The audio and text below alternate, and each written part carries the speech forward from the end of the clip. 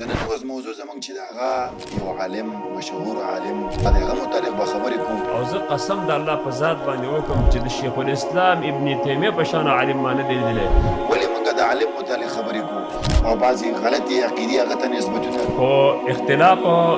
د هر اختلاف خپل اندازه شیخ الاسلام ابن تیمیه رحمه الله چېرته پیدا شو؟ شیخ الاسلام ابن تیمیه رحمه الله د هغه ډېرو مشهورو علماو نه تېر شوی دی. شیخ الاسلام ابن تیمیه رحمه الله علماو د هغې داسې صفتونه کړي دي. بعضې خلک علماو پسې خبرې کوي. الله سبحانه وتعالی له ډېر مقبولیت ورکړی دی. په آینده زمانه کې به هم دا شیخ الاسلام یادېږي، مسلمانان به ورته شیخ الاسلام وایي. شیخ صاحب په دې باندې یو اعتراض دا کېږي چې شیخ الاسلام ابن تیمیه رحمه الله د تشبیه عقیده درلودله.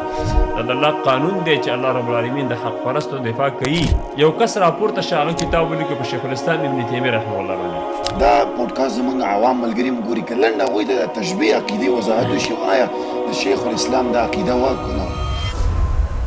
Don't forget to like, share and subscribe Rana Studio Podcast. السلام علیکم ورحمت الله وبرکاتو. محترم ورونو، یو ځل بیا زموږ پودکاسټ الحمدلله د دغې سټوډیو نه دین خپریږي. هغه دین چې قال الله وقال الرسول. محترم ورونو،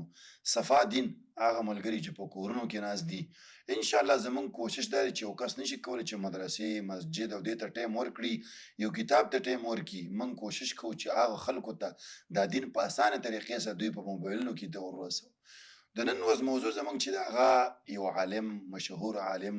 شیخ الاسلام ابن تیمیه رحمه الله د هغه متعلق به خبرې کوو. ولې موږ د عالم متعلق خبرې کوو؟ آیا دا یو تقلیدي انداز دی؟ موږ خلک د تقلید نه منې کوو، عالم پسې روان یو؟ نه، شیخ الاسلام ولې موږ وایو هر هغه عالم چې د قرآن او حدیث خبرې کړي دي او څوک هغه پسې لګیا یي، موږ به د هغه عالم نه دفاع کوو. ولې به دفاع کوو؟ ځکه د عالم نه دفاع ده، د قرآن او حدیث نه دفاع ده. محترم ورونو، دغه اهل بدعه چې دغه عالم یادې د څه د وجې نه یادې؟ دې د وجې نه یادې چې هغه قرآن او حدیث بیان کړی. زموږ د دفاع مقصد به دا نه وي چې موږ مثال د شخصیت یادو، نه، زموږ د دفاع مقصد د قرآن او حدیث نه دفاع کول دي. ځکه دغه شخصیت قرآن او حدیث بیان کړی، هغوی اعتراض په قرآن او حدیث کې اصل کېږي. نو دې سلسله کې موږ شیخ مصباح ته دعوت ورکړی. شیخ صاحب تاسو ته هرکلی وایو. السلام علیکم. الله دې بخ. وعلیکم السلام ورحمت الله. شیخ صاحب محترم، موږ چې یادونه وکړه چې شیخ الاسلام ابن تیمیه رحمه الله متعلق به دې ملګرو ته وضاحت کوو د هغه باندې چې خلکو دروغ تلړي او بعضې غلطې عقیدې هغه ته نسبتونه کوي. نو دې متعلق به خبره کوي. خو شروع به موږ دې نه وکړو چې شیخ صاحب موږ ته تاسو وایي چې شیخ الاسلام ابن تیمیه رحمه الله چېرته پیدا شو، د هغه علمي هغه ترتیب موږ ته بیان کړي انشاءالله چې ملګري په دې باندې پوه شي. الحمد لله كفى والصلاة والسلام على رسول الله اما بعد. شیخ الاسلام ابن تیمیه رحمه الله دا په دې امت اسلامي کې یو د هغه ډېرو مشهورو علماو نه تېر شوی دی. دغه وجه ده چې د هر مکتب فکر خاوندان هغه دا پیژني اسلام ته منسوب چې څومره ډلې دي دا ډېر ښه پیژني. خو بیا هم د دې وخت د مناسبت د وجې نه لنډ د هغه لږ غونده کې سیرت. شیخ الاسلام دا د خپل نوم دی احمد. اکثر خلک یې په دې اسمي کونیه پیژني ابن تیمیه، او په دې نوم یې نه پیژني ځکه د شهرت چې دی په شیخ الاسلام ابن تیمیه باندې اخیستلی دی. کونیه ده ابو العباس احمد بن عبد الحلیم ابن عبد السلام ابن تیمیه الحرانی ثم الدمشقي. شیخ الاسلام ابن تیمیه رحمه الله چې نوم احمد دی دا په حران کې پیدا شوی دی چې د موصل او د شام په لار باندې دا علاقه پرته ده. سنه د ولادت پیدایش 661 کې دا پیدا شوی دی او مشهور شوی دی په ابن تیمیه سره. خلک چې پیژني نه اکثر په دې اسمي کونیه پیژني ابن تیمیه سره. د دې وجه د شهرت هم دغه ده چې ابن تیمیه ورته ولې وایي. تاریخ اربل کې لیکلي دي او دا خبره جلاء العینین بمحاکمة الاحمدین کې نعمان الوسی رحمه الله راوړم ده. وایي د شیخ الاسلام نیکه روانو حج ته تیمه مقام ته چې ورسېده نو هلته یې یوه جنۍ ولیدله، الله ډېر حسن ورکړی و. واپسې کې چې کله رالی نه د ده لور شوې وه، نو ده چې ورته وکتل هغه له هم الله حسن ورکړی و، نو هغې کې راوچته کړه ورته چې یا تیمیه یا تیمیه، هغې ته نسبت ورکوه چې د هغه په شان حسن الله درکړی دی. بیا دغه وړه ماشومه دا چې کله غټه شوه د ده نه یو واعظه عابده عالمه ښځه جوړه شوه. ده به خلکو ته نصیحتونه کول او خلکو به له خبره منله او ډېره واعظه وه. نو د شیخ الاسلام ابن تیمیه رحمه الله نسبت د دې وجې نه نیته شوی د ابن تیمیه ورته په دې خاطر ویلی کېږي. شیخ صاحب محترم، هر عصر کې بعضې خلک علماو پسې خبرې کوي. بعضې علما را لګېدلي شیخ الاسلام ابن تیمیه رحمه الله بد یاد کړی دی، او خاص کر خلک یادوي چې حافظ ابن حجر هغه پسې خبرې کړي دي. آیا حافظ ابن حجر یا کوم علماو چې شیخ الاسلام ابن تیمیه پسې خبرې کړي دا کوم حقیقت لري؟ د هغه ثنا مدح علماو کړې که نه همداسې مجروح پاتې دی هغه؟ شیخ الاسلام ابن تیمیه رحمه الله د هغه ژوند دا په چا پټ نه دی مګر په حاسدانو باندې. خبرې هر چا پسې کېږي، خبرې زموږ د الله پسې هم خلک کوي، دهریان د الله پسې خبرې کوي، داسې خلک به پیغمبرانو پسې خبرې کوي، د امت د ده نه مخکې لولي اولیاو پسې خبرې شوي دي. خو آیا موږ وګورو چې خبرې کم نوعه خلکو کړي دي؟ هر سړی به راپاڅېږي او د امام ابن تیمیه او یا د بل امام بېزتي به کوي، دی پسې به خبرې کوي او د هر چا خبره منلی کېږي. نه، داسې نه ده. شیخ الاسلام ابن تیمیه رحمه الله علماو د هغې داسې صفتونه کړي دي چې په جلدونو 4 جلده، 5 جلده، 2 جلده، 1 جلد دا کتابونه د هغې په سیرت باندې لیکلی شوي دي. د شیخ الاسلام باره کې بزاز وی کان من اشجع الناس واقواهم قلبا، صفت ورکوي یو ډېر زړور سړی و، لوی زړه الله تعالی ورکړی، یجاهد فی سبیل الله بقلبه ولسانه ویده، مجاهد جهاد کوو، عملی جهاد هم کوو، په ژبه هم جهاد کوو، په زړه باندې او ولا یخاف فی الله لومة لائم. د الله رب العالمین د دین په بیانولو کې د چا نه یېرېدنه دغه وجه ده چې د شیخ الاسلام غیبت بدي هغه خلک کوي چې هغه د دین سره وران دي. کم کسان چې قبر پرست دي، قبرونو ته په سجدو باندې پراته وو، کم کسان چې هغه په شرک اخته وو، په شرک الوهیت کې، نه د دغسې کسانو د شیخ الاسلام ابن تیمیه رحمه الله سره وران او هغې پرې ردونه کول. د شیخ الاسلام صفتونه خو ډېرو کړي دي. خپل شاګردان یې راواله، هغه شاګردان چې امت اسلامي په هغې باندې فخر کوي، چې د امت اسلامي افتخار دی. لکه یو د هغې نه امام ذهبي رحمه الله، هغه د شیخ الاسلام ترجمه چې ذکر کوي نو ځان ډېر وړوکی ګڼي، هو اکبر من ان ینبه علی سیرته مثلي. دا ډېر غټ سړی چې زما په شانه یو طالب العلم دی د هغه سیرت بیان کړي، او بیا وایي که زه قسم وکم د حجر اسود او د مقام ابراهیم تر مابین ودرېږم، او زه قسم د الله په ذات باندې وکم چې د شیخ الاسلام ابن تیمیه په شان عالم ما نه دی لیدلی، او د خپل هم د ځان مثل نه دی لیدلی، نو په دې قسم کې به زه حانس نه شم. او بیا دا خبره هم کړې د امام ذهبي، د ده د علمیت هغه انداز د امت ته ښیي. وایي چا چې دا خبره کړې ده که نه، کل حدیث لا یعرفه ابن تیمیه فلیس بحدیث، یو حدیث چې ابن تیمیه نه پیژني نو دا به حدیث نه وي. و دا بالکل په شیخ الاسلام ابن تیمیه رحمه الله باندې صادق و، ځکه دا حافظ و حافظ هغه چاته ویلی کېږي، علما په دې خبره پوهېږي چې هغه د نبي کریم صلی الله علیه وسلم په احادیثو یې احاطه کړي، ډېر لږ ترې پاتې نو ټولو ته چې دی معلوم وي. امام مزي چې امت اسلامي په هغې افتخار کوي، هغه د شیخ الاسلام باره کې وایي شاګرد د شیخ الاسلام، دا غټ خلک ائمه چې تیر شوي دي په دغه قرن د شیخ الاسلام کې، دا دغه شاګردان دي. وایي ما رأیت مثله ولا رأى هو مثله ولا رأى هو مثل نفسه. وایي ما د شیخ الاسلام مثل نه دی لیدلی، او شیخ الاسلام د خپل ځان په شان سړی هم نه دی لیدلی، دونه لوی علم الله تعالی ورکړی ولا. او بیا دا خبره کوي وما رأیت احدا اعلم بکتاب الله وسنة رسوله ولا اتبع لهما منه. ما داسې کس نه دی لیدلی چې د الله په کتاب د محمد رسول الله صلی الله علیه وسلم په سنت باندې ښه پوهېږي او د دې ښه تابعدار د ابن تیمیې نه بل شخصیت داسې زما په نظر نه دی راغلی. د دې نه علاوه نور هم خلکو والا ډېر صفتونه کړي دي. کله چې ابن دقیق العید لاړ د شیخ الاسلام ابن تیمیه رحمه الله سره مخامخ شو، دا خپله حال وایي، ولما اجتمعت بابن تیمیه رأیت رجلا کل العلوم بین عینیه. چې د ابن تیمیه خواله لاړم، داسې سړی مې ولیده چې دا ټول علوم چې راجمع کې مخې ته پراته وو، اخذ ما یرید ویدع ما یرید، چې کومه خبره یې خوښه وه هغه رالي، کومه یې خوښه وه هغه پرېږدي. یعنې د علم دا باره کې داسې لکه محسوس شوی شی مخې ته پراته، دونه علم الله تعالی ورکړی وو، الله والا ډېره ښه حافظه ورکړې وه. د دې د حافظې باره کې یو لنډ یو واقعه، یوه ورځ د شیخ الاسلام پلار ابن تیمیه ته یې ویله احمد ته، وی احمده بچیه ورونه دې چکر ته ځي او راځه ته هم ورسره چکر ته لاړ شه. نو ده ورته عذر پیش کړی زه نشم تللی او زما عذر دی خو دی ترې پاتې شو مازدیګر چې کله بېرته یې پلار رالی سره د بچو نه چکر ته ځکه د عربانو عادت و کله کله به چکر و صحراونو ته به تلل وی بچې ته موږ سره نه وي ورونه یې تا پسې خفه و نو ده دې پلار ته ویل چې پلاره تاسې چې لاړئ تر اوس وخته پورې یو کتاب ورسره په لاس کې یو جل کتاب و دا ما ټول په حفظ په یادو یاد کړی دی هغه ورته وویل زه به درنه پکې امتحان والم وی امتحان نه واله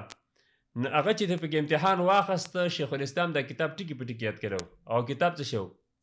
هغه د اصول فقه یو ګران کتاب دی جنت الناظر و جنت المناظر دا د اصول فقه یو لوی کتاب دی او ګران کتاب دا ټول هغه یاد کړی بیا ورته بچې پام کوه دا خبره چاته مه کوه ځکه انسان کیدای شي ته چاته خبره وکړي نظره به شي حسد به سره شروع کړي الله دونه حافظه ورکړې وه نو ځکه دا علوم مخکې داسې مصور وو چې کم ترې رالې او کم پرېدې دونه حافظه الله ورکړې وه دا بله خبره چې حافظ ابن حجر رحمه الله د باره کې څه ویلي دي صحیح ده د هر عالم د بل سره اختلافات دي خو اختلاف د هر اختلاف خپل اندازه یو چا سره به ستا اختلاف وي هغه مسایل به د کفر او د اسلامي بله به د ګمراهۍ او د غیر ګمراهۍ بله به د اولا او د غیر اولای حافظ ابن حجر چونکې شافعي دی نو په بعضې مسایلو کې د ابن تیمیې صاحب سره اختلافات شته دی خو د ابن تیمیې صاحب نه ډېر زیات متاثر هم دی اوله کې دونه مینه د ابن تیمیې صاحب سره نه وه یو کس راپورته شه هغه کتاب ولیکه په شیخ الاسلام ابن تیمیه رحمه الله باندې او دا ویله یو متعصب و په خپله حافظ ابن حجر وی چې یو متعصب ملا راپاڅېده حنفي عالم او په ابن تیمیه کتاب ولیکه عنوان یې ده چې من سمه ابن تیمیه شیخ الاسلام فهو کافر که چا ابن تیمیه ته شیخ الاسلام ویله دا کافر دی وی دا ډېر متعصب انسان دا کتاب چې ولیکه وی ابن ناصر الدین الدمشقي هغه دا کتاب وکړه فورا یې د ابن تیمیې صاحب دفاع وکړه دا د الله قانون دی چې الله رب العالمین د حق پرستو دفاع کوي خلکو ته راپورته کوي ان الله يدافع عن الذين آمنوا وی نو دا ابن ناصر الدین الدمشقي راولګېد کتاب ولیکه الرد الوافر على من زعم ان من سمى ابن تیمیه الشیخ الاسلامي فقد کفر په همدغه کتاب یې رد ولیکه کله چې وی دا کتاب زما لاسته رالی حافظ ابن حجر دا خبره کوي وی دا کتاب چې زما لاسته رالی نو ډېر زیات دا کتاب د ابن حجر صاحب خوښ نو بیا په دې کتاب مطالعې نه بعد یو تقریض ولیکه په دې باندې اوس چې دا کومې نسخې چاپ شوي دي د الرد الوافر دا په دې پی ډي اف کې هم شته دی علما باید دا ډاونلوډ کړي ځان ویې ګوري په اخر کې د ابن حجر صاحب تقریض دی ډېر اوږد تقریض یې کړی دی او د شیخ الاسلام مدح یې کړی دی او صفتونه یې کړي دي آیا کې یو ناشنا خبر د شیخ الاسلام ابن تیمیه رحمه الله باره کې دا کوي و شهرة امامة الشیخ تقی الدین اشهر من الشمس د شیخ الاسلام شهرت د لمر نه ښکاره دی او وتلقیبه بشیخ الاسلام فی عصره باق الى الان دله چې لقب خلکو ورکړو علماو مسلمانانو په شیخ الاسلام سره د هغې د زمانې تر اوسه هغه باقي دی علی الالسن الزکیه دا چې دار چا په خوله نه د ذکاوت والا علما هغه ورته شیخ الاسلام وایي ویستمر غدا کما کان بالامس وایي دا د شیخ الاسلام لقب به همداسې روان وي لکه څنګه چې پرون خلکو ته شیخ الاسلام ویله یعنې په تېره شوې زمانه کې په آینده زمانه کې به هم دا شیخ الاسلام یادېږي مسلمانان به ورته شیخ الاسلام وایي او ولا ينکر ذلك الا من جهل مقداره او تجنب الانصاف وایي د شیخ الاسلام د دې لقب نه انکار نه کوي مګر هغه څوک چې هغه شیخ الاسلام نه پېژني جهل مقدار او شیخ الاسلام اندازه قدر نه پیژني یو انسان متعصب انسان دی د انصاف نه لري انسان دی فانه شیخ الاسلام بلا ریب مولا علی قاری رحم الله حنفي عالم دی کلک حنفي دی په اصول او فروع کې حنفي دی خو لیکن په فروع کې به د امام ابو حنیفه رحم الله پسې صحیح روان دی او په اصول کې به دا ماتوریدي دی خو ماتوریدي ځان ته احناف وي د شیخ الاسلام ابن تیمیه رحم الله او دغه د شاګرد ابن قیم باره کې وایي چې دا من اولیاء هذه الامه دا عبارت نن سبا ډېر مشهور دی تاسې ډېر اورېدلی مرقات کې دا خبره کړې ده چې که چا د ده کتابونه وکتل بیا خاص کر مدارج السالکین هلته پته ولګي چې شیخ الاسلام ابن تیمیه رحمه الله دا او د ده شاګرد دا دواړه کانه من اولیاء هذه الامه دا د امت اولیاء دي او چا چې ورپسې خبرې جوړې کړي دي نو هغه دروغ تړلي دي د شیخ الاسلام صفتونه باندې ډېر کتابونه نور هم لیکلی شوي دي دا داسې ورک سړی نه دی الله سبحانه وتعالی له ډېر مقبولیت ورکړی دی په کار دا ده چې د دې زمانې د علما او طلاب د داسې غټو اشخاصو دا تاریخونه لږ لږ وګوري شیخ صاحب په دې معنی یو اعتراض دا کېږي چې شیخ الاسلام ابن تیمیه رحمه الله د تشبیه عقیده درلودله دا پودکاسټ زمونږ عوام ملګري هم ګوري، که لنډ هغوی ته د تشبیه عقیدې وضاحت وشي، آیا د شیخ الاسلام دا عقیده وه که نه وه؟ دا ډېره ښکلې پوښتنه ده چې وشوه، ځکه ډېر خلک هغه د یو شي تحقیق نه کوي او خورولې کوي. دې مثال به زه ذکر کړم، یو سړی منډې وارې چا ورته ویله ولې منډې وې؟ وایي سپي رانه غوږ وړی دی. خلک راته وایي چې سپي ځنه غوږ وړی دی. نو چا ورته وایي چې دا غوږ دی لږ وګوره، غوږ دې د سر پورې نښتی دی. نو چې کله غوږ وکته نو هغه ډېرې منډې وارې بېچاره خجالته شه. زمونږ د پښتنو وروڼو دغه مثال دی، منډې ووو او خپل غوږ له لاس نه وړو، تحقیق نه کوو، بې تحقیقه خبره خورو. اول عقیده د تشبیه پیژندل پکار دي. تشبیه څه ته وایي؟ تشبیه اوس په کومه اندازه به موږ پیژنو؟ زمونږ دین واضحه دی، سلفو موږ ته ټولې خبرې واضحه کړي دي. امام اسحاق ابن راهویه رحمه الله دا یو لوی عالم تیر شوی دی، هغه وایي تشبیه د الله په صفتونو کې څه شی ده. شیخ الاسلام ته چې مشبه وایي که نه څوک دا د څه وجې نه وي هغه وروسته وضاحت کومه، خو هغه دې وجې چې د الله صفتونه مني که نه. نو امام اسحاق ابن راهویه رحمه الله هغه وایي تشبیه دا د اذا قال ید کید او مثل ید او سمع کسمع او مثل سمع، چې د الله صفت راوړی داسې وي چې د الله داسې لاس دی لکه دا زما لاس یا زما د لاس په شانه، یا داسې وي د الله داسې اورېدلي لکه زما اورېدل یا د فلانې اورېدل د هغې په شانه، دې ته تشبیه وایي. دغه رنګې امام احمد ابن حنبل رحمه الله نه تپوس وشو د تشبیه باره کې، وایي مشبه چاته ویلی کېږي؟ مشبه نه هغه ویله چې څوک داسې بصور کبصري و ید کیدي، د الله داسې بصور دی لکه زما، داسې لاس دی لکه زما، قدم یې داسې دی لکه زما. وایي چا چې دا عقیده وساتله دې ته مشبه ویلی کېږي. دا اقوال چې دی په الملل والنحل کې امام شهرستاني رحمه الله ذکر کړي دي د مشبهو په باره کې چې کومې خبرې کوي. نو اوس راځو موږ مقصد له چې آیا شیخ الاسلام ابن تیمیه رحمه الله رښتیا مشبه دی که نه دی؟ تهمت خو هر سړی پر چا تړلی شي، خو بیا خبره ثابتول ګراني. زمونږ دین دا دی چې موږ به خبره ثابتوو. شیخ الاسلام ابن تیمیه رحمه الله ابدا مشبه نه دی، بلکې د عقیدې د تشبیه نه ډېر بری او ډېر بیزاره دی. نو ولې پې دا الزام لګي چې مشبه دی؟ د دې وجه دا ده چې د اهل بدعو د جهمیو عقیده دا ده، دا خبره زه نه بلکې دا خبره اسحاق ابن راهویه رحم الله کړې ده. وی علامة الجهمیه د جهمیو علامه دا ده چې دی اهل سنت والجماعت دا مسما کوي په مشبهه سره، او په خپله چې دی معطلۍ د الله صفتونه نفي کوي. دا خبره یوازې زه نه کوم، هغه دا ډېر مخلوق د سلفو کړې ده. نو د جهمیو د معطلو هر هغه څوک چې د الله سبحانه وتعالی صفات نفي کوي، دا قانون دا دی چې مثبت د صفاتو د الله تعالی، چې څوک د الله تعالی صفتونه ثابتوي دې ته نوم د مشبه ورکوي. ولې؟ وی د الله چې ته صفت منې، مثلا د الله رب العالمین علم منې، نو ته چې د الله علم منې، علم خو مخلوق هم لري، نو وګوره الله تعالی مشابه کې د مخلوق سره. د الله لاس منې، تبارک الذي بيده الملک، نیت خو چې د انسان هم لري، الله دې مشابه کې د مخلوق سره، داسې په ټولو صفاتو کې راواله. نو دا خبره د دې غلطه ده. څوک چې د الله سبحانه وتعالی صفات مني، نو دا ورسره وایي څنګه چې د الله تعالی د شان سره مناسبي اقا شان صفت ولا موږ منو. الله موږ ته خبر راکړی د خپل صفت باره کې چې دا صفت لرم، په دې ایمان راوړه. خدای کیفیت موږ ته نه دی بیان کړی، مثال نه دی بیان کړی، بلکې دا ویلي لیس کمثله شیء.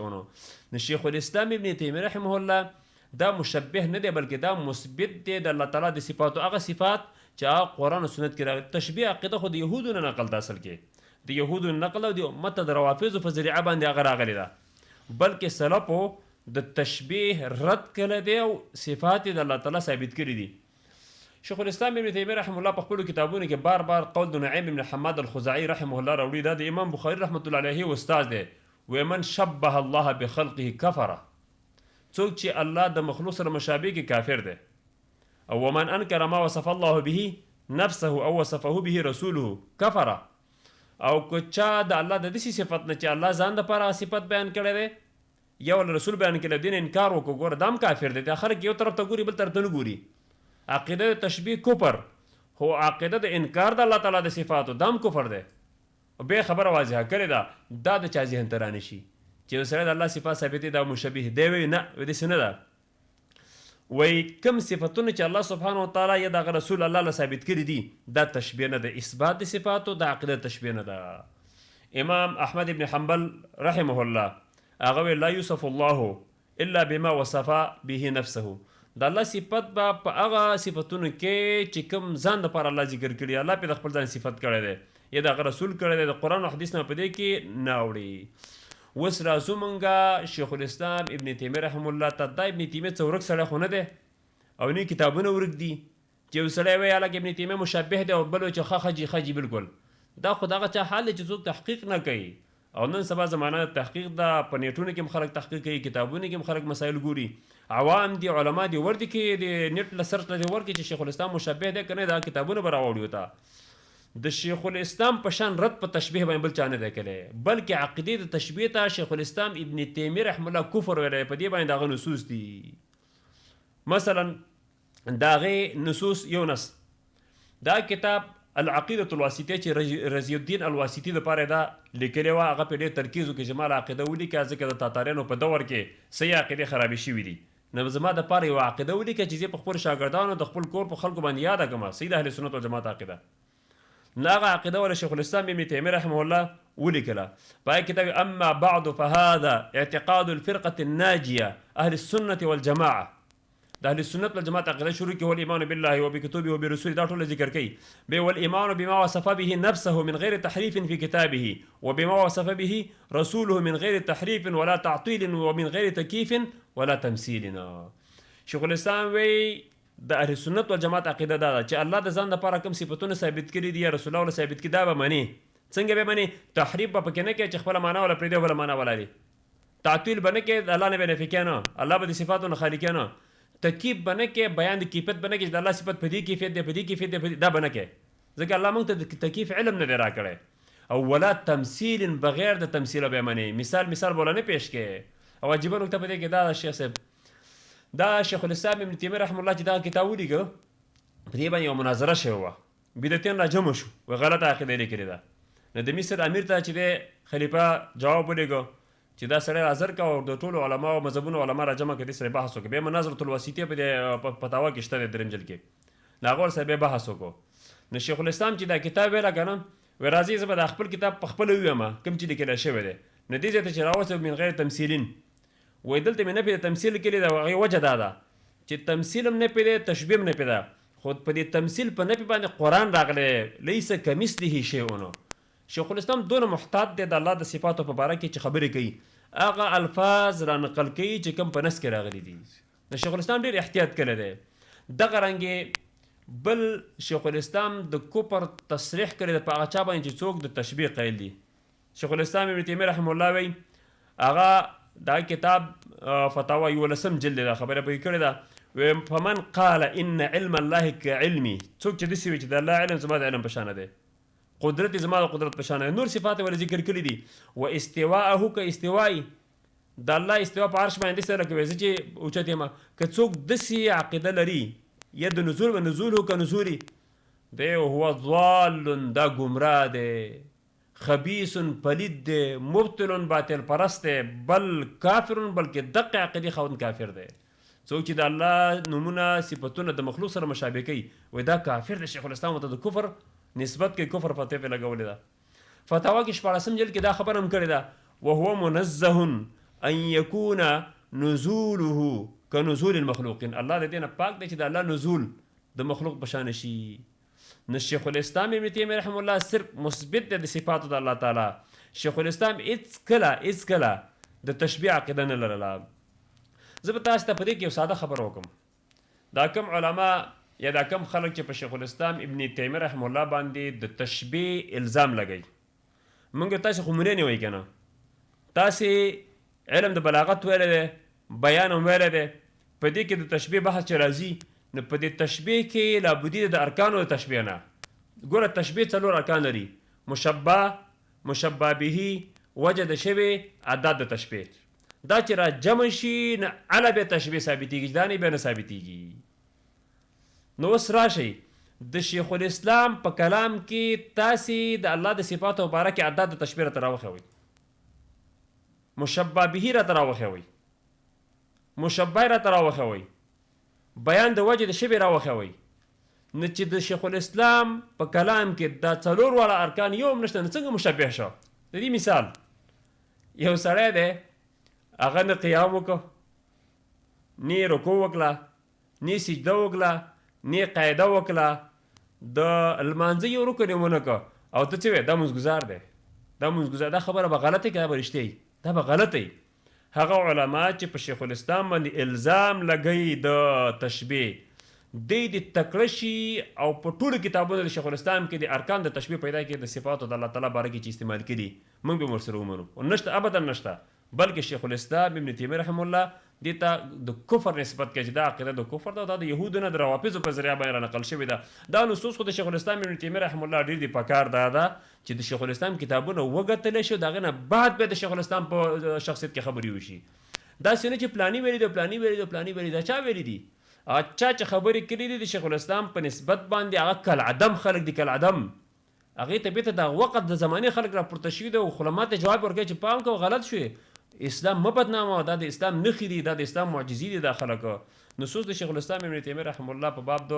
نفي د تشبیه کې ډېر زیات دي، ډېر زیاته. که څوک یې راجمع کړي نو غر کتابونه په دې باندې لیکلی کېږي. د شیخ الاسلام ابن تیمیه رحمه الله د الله نومونه صفتونه هغه شان ثابتوي لکه څنګه چې احمد ابن حنبل ثابتول، امام ابو حنیفه صاحب ثابتو، امام مالک صاحب ثابتو،